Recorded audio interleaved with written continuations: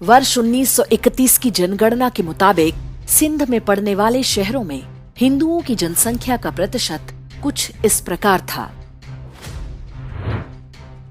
हैदराबाद 70.5%, कराची 46.6%, लड़काना 62.7%, शिखरपुर 63.5%।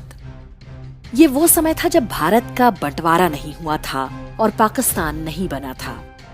तब इन लोगों से कोई कहता कि 15 साल बाद तुम्हारा सफाया होने जा रहा है तो कोई भरोसा नहीं करता।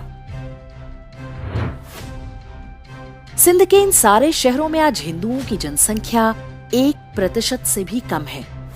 या तो घर बार छोड़कर भारत में शरणार्थी हो गए, या मार दिए गए, या मुसलमान बन गए।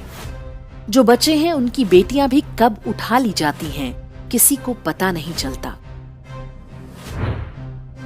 आज जिसे हम भारत कहते हैं उसके कई इलाके भी अलग अलग रफ्तार से इसी नियति की तरफ बढ़ रहे हैं। कश्मीर सबसे बड़ा उदाहरण है। केरल, बंगाल और असम अभी इस प्रक्रिया के बीच में हैं। दिल्ली, उत्तर प्रदेश, बिहार, उत्तराखंड, मध्य प्रदेश, राजस्थान, तमिलनाडु, ऐसा कोई राज्य नहीं है जहां आपको छोटे छोटे पाकिस्तान बसे हुए ना दिख जाएं।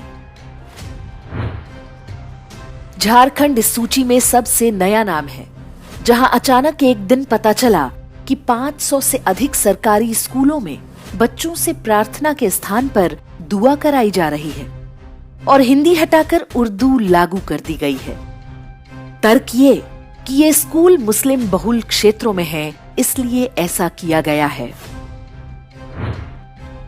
कोई कितना भी सेकुलर हो, लेकिन अगर वो हिंदू है तो इन इलाकों से गुजरते हुए कभी सुरक्षित नहीं है। कोई इसकी शिकायत भी नहीं कर सकता, क्योंकि ऐसा करते ही घोषित कर दिया जाएगा कि आप मुसलमानों के प्रति घृणा फैला रहे हैं। हम भूल जाते हैं कि ये वही हिंदुस्तानी मुसलमान हैं जिन्होंने 1946 में अलग पाकिस्तान के लिए वोट दिया था, लेकिन बंटवारे के बाद गए नहीं। अब यहीं रहकर अगला पाकिस्तान बनाने में जुटे हैं। प्रोफेसर से लेकर पंचर वाला जो जहां है वहीं से अपना काम कर रहा है। आबादी लगातार बढ़ रही है। कोई 10-10 बच्चे पैदा कर रहा है तो कोई धर्मांतरण करा रहा है। सबके ऊपर पूर्व चुनाव आयुक्त A.Y. कुरैशी जैसे पढ़े लिखे मुसलमान हैं, जो किताब लिखकर समझा रहे हैं कि वास्तव में मुसलमानों की जनसंख्या बढ़ नहीं बल्कि कम हो रही है।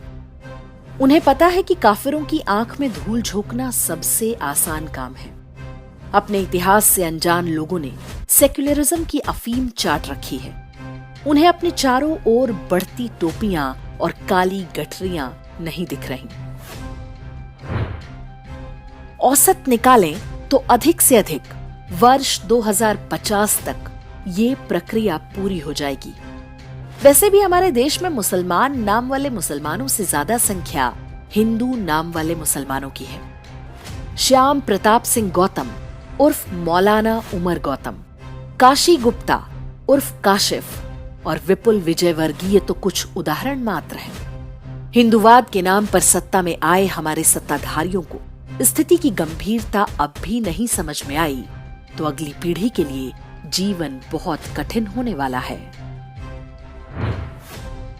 सरकार की नींद जब टूटेगी तब टूटेगी, लेकिन क्या एक नागरिक के रूप में हम अपना कर्तव्य पूरा कर रहे हैं?